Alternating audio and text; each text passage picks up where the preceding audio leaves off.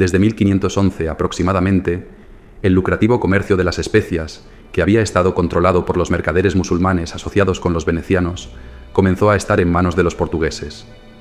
Los musulmanes siempre habían mantenido en secreto el lugar exacto del que provenían las especias, y lo mismo hicieron los portugueses cuando tuvieron la dicha de hallar las famosas islas en las que se encontraban.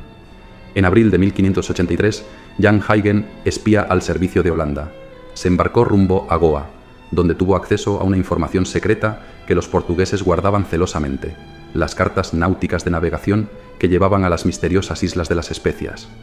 El espía holandés copió todos los mapas que tuvo a su alcance y en 1592 regresó a Lisboa, donde le esperaban los hermanos Houtman.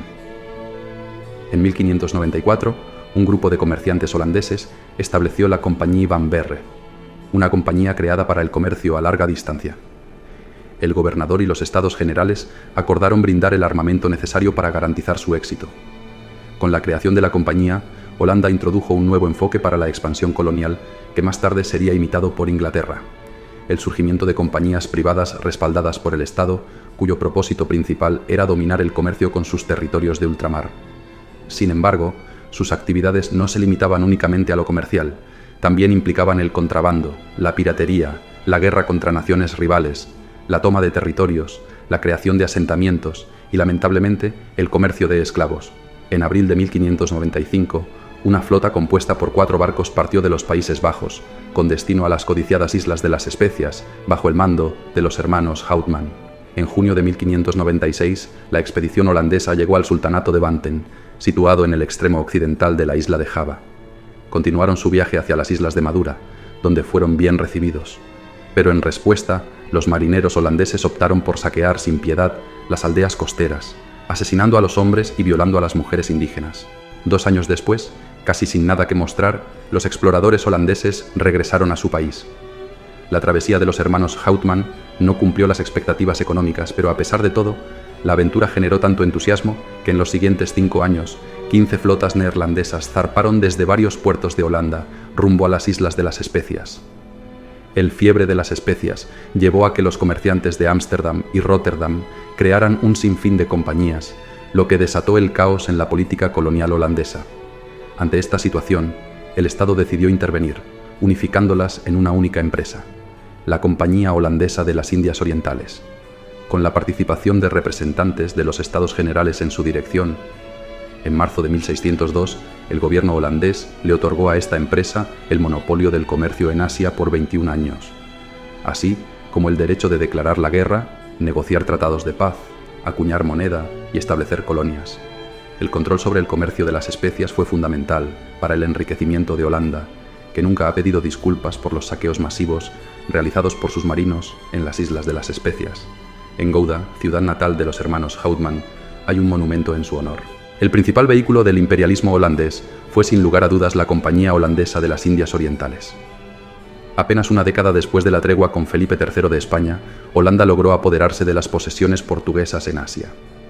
Cabe destacar que el colonialismo holandés centró su principal influencia en el archipiélago indonesio, donde su accionar depredador se combinó con una política de fragmentación, ya que a diferencia de España o Portugal, no unificaron la región bajo un idioma común. El holandés era reservado para los amos blancos. La historia de la Compañía Holandesa de las Indias Orientales está marcada por traiciones, sobornos y asesinatos. Por ejemplo, en 1641, para tomar Malaca, sobornaron al gobernador portugués, quien les permitió el acceso a la ciudad. Lo primero que hicieron los invasores fue ir a la casa del gobernador y asesinarlo. La Compañía Holandesa de las Indias Orientales operaba como un sindicato dirigido por el gobierno, pero financiado por particulares, con el objetivo de destruir la presencia portuguesa en Asia. Sea como fuere, durante sus 2 siglos de existencia, se convirtió en una de las empresas más exitosas en la historia del capitalismo. La Compañía Holandesa contaba con su propio ejército en los territorios que ocupaba, lo que le permitía asegurarse la obtención gratuita o a precios irrisorios de una gran cantidad de productos locales. Además, la compañía logró mantener un monopolio absoluto sobre ciertas especias como el clavo, la canela y la nuez moscada, destruyendo las plantaciones que representaban competencia cuando lo consideraba necesario. Los holandeses llegaron a Indonesia en el siglo XVI y no se marcharon hasta el siglo XX. Su presencia en Asia no dejó ningún legado positivo. Holanda saqueó Indonesia durante 3 siglos, sin dejar tras de sí ni un hijo, ni una iglesia, ni una cultura, ni una lengua, en su prolongada explotación. Un ejemplo emblemático de esta crueldad se puede observar en los hechos ocurridos en las Islas Célebes, que hoy forman parte de Indonesia, ubicadas al sur de Filipinas. La brutalidad de los holandeses llegó a tales extremos en estas islas que incluso Karl Marx, el fundador del socialismo científico, escribió las siguientes palabras: es especialmente característico su sistema de secuestro de los nativos de Celebes para convertirlos en esclavos destinados a Java. A los jóvenes raptados se les sepulta en mazmorras secretas en Celebes, hasta que llega el momento de enviarlos a los barcos negreros. Solo en la ciudad de Makassar, por ejemplo, las prisiones secretas estaban llenas de desdichados, víctimas de la avaricia y la tiranía, encadenados y arrancados violentamente de sus familias. Dondequiera que pisaban, dejaban a su paso devastación y despoblación. Una provincia de Java, Banyuwangi, tenía en 1750 más de 80.000 habitantes. En 1811 apenas quedaban 8.000. Jan Pieterszoon Cohen nació en los Países Bajos y creció en un ambiente calvinista profundamente antiespañol y anticatólico que moldeó su carácter de manera decisiva. En 1607, Jan Pieterszoon Cohen se unió a la Compañía Holandesa de las Indias Orientales. Tras 4 años, Jan Cohen redactó un extenso y detallado informe dirigido a la junta directiva de la compañía en el que describía cómo operar de manera más efectiva en las Indias Orientales. Su principal recomendación era clara: no debía buscarse ningún tipo de acuerdo con los nativos, sino proceder directamente a su exterminio. Jan Pieterszoon Cohen ascendió rápidamente en la empresa, convirtiéndose en 1618 en gobernador general. Un año después, al mando de una flota de 19 naves, asaltó e incendió Yakarta, donde la mayoría de la población fue quemada viva. Las fuerzas del sultanato de Banten fueron expulsadas, y sobre las ruinas de la ciudad se erigió Batavia, que pronto se conoció como la Reina del Este, el centro neurálgico en la región. Las islas de Banda son un conjunto de 10 pequeñas islas situadas en las Molucas.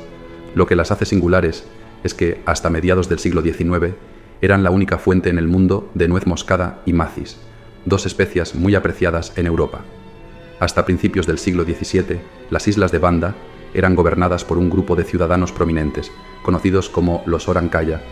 Cuando Jan Pieterszoon Cohen fue nombrado gobernador general de la Compañía Holandesa de las Indias Orientales, decidió contratar mercenarios japoneses para capturar y ejecutar a los Orankaya. Además, ordenó que sus cabezas fueran empaladas en lanzas de bambú y exhibidas públicamente como advertencia para el resto de la población. Tras el asesinato de sus líderes, el pueblo bandanés cayó en un estado de caos, lo cual fue aprovechado por la Compañía Holandesa para ejecutar el exterminio total de la población de las islas. Aproximadamente 1.600 holandeses, junto con 300 reclutas javaneses y 100 mercenarios japoneses, fueron los responsables de llevar a cabo este genocidio. Aunque algunos habitantes de Banda lograron escapar, la mayoría de la población, alrededor de 15.000 personas, entre hombres, mujeres y niños, fue masacrada, salvo algunos jóvenes que fueron enviados como esclavos a Java. Tras la matanza, Jan Pieterszoon Cohen dividió las tierras fértiles en 68 parcelas que fueron asignadas a colonos neerlandeses. Dado que estos carecían de experiencia agrícola, tuvieron que recurrir a los esclavos ya presentes en Java para iniciar el cultivo de la nuez moscada.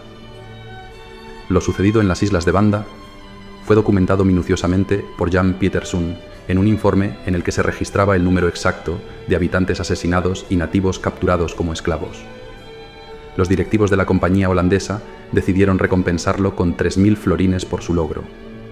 En 1623, Jan Pieterszoon regresó a Holanda, donde fue recibido como un héroe. Se acuñaron monedas y se emitieron sellos postales con su imagen.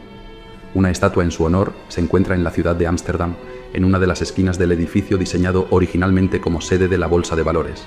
En su ciudad natal se erige otra majestuosa estatua en su honor en una de las plazas del casco antiguo. Desde 1568, el protestantismo impulsó una potente campaña de propaganda en la que Holanda se presentaba como el baluarte de la libertad, mientras que España era retratada como símbolo de opresión. Esta idea fue aprovechada por la burguesía holandesa para imponer el protestantismo y tener vía libre para emprender sus aventuras imperialistas y colonialistas, capturando a asiáticos y africanos con el objetivo de convertirlos en esclavos para trabajar en sus plantaciones de especias y azúcar. Entre los siglos XVI y XIX, los holandeses traficaron con cerca de 1 millón de hombres, mujeres y niños africanos, cuyo destino era trabajar en plantaciones, minas y en labores domésticas. La trata de esclavos realizada por la Compañía Holandesa de las Indias Orientales contribuyó especialmente en los primeros años a consolidar el estatus de los Países Bajos como una potencia económica mundial. Fue la burguesía holandesa la que organizó de manera eficiente el primer comercio de esclavos del mundo moderno, y de hecho, hasta mediados del siglo XVII, Holanda fue el país que mantuvo el control del comercio de esclavos con todas sus posesiones fundamentadas en la esclavitud o el trabajo forzado. Esta supremacía absoluta duró hasta 1675, cuando en el lucrativo mercado de esclavos hicieron su aparición sus primos ingleses, junto con los principales miembros de la Casa Real, incluida su graciosa majestad Carlos II. A pesar de haber perdido el monopolio en la venta de seres humanos, los Países Bajos declararon formalmente que la trata de negros era esencial para el desarrollo de la prosperidad y el comercio de las colonias. No solo no surgió en Holanda ninguna voz de relevancia en contra de la política esclavista, sino que su pensador más destacado del siglo XVII, Hugo Grocio, considerado el padre del derecho internacional, utilizó su pluma para justificar la política esclavista y genocida de la burguesía holandesa. Grocio expuso en sus escritos que la esclavitud es el castigo justo que Dios impone a los pueblos que adoran al demonio. Por eso, según él, Holanda no es más que la mano de Dios impartiendo justicia. También afirmó que el culto religioso de los pueblos de África está dedicado a un espíritu maligno y constituye un delito de rebelión contra Dios, y que los pueblos que cometen estos delitos se asemejan más a animales salvajes que a hombres. El pensador holandés hizo hincapié en que no solo el individuo aislado debe responder por sus actos delictivos, sino también el pueblo al que pertenece. Por eso, según él, la esclavitud y el genocidio son actos de justicia divina. Este es el planteamiento del que es considerado el padre del derecho internacional, en contraste con la postura del fraile español Francisco de Vitoria, quien sostenía que los indígenas vencidos por España no podían ser considerados esclavos, sino nuevos súbditos del rey. Hugo Grocio, fiel a su ideología calvinista, justificó todas y cada una de las acciones llevadas a cabo, ya que según esta visión, enriquecerse a cualquier precio era un signo de predestinación, una doctrina según la cual, independientemente de lo que uno haga, Dios ya ha predeterminado si éste se salvará o no, y aplaude la acumulación de riqueza, pues esta es evidencia de esa elección por Dios para ser salvado. Los holandeses llegaron a convencerse de que en Indonesia y África se encontraban con seres humanos que se asemejaban a animales salvajes.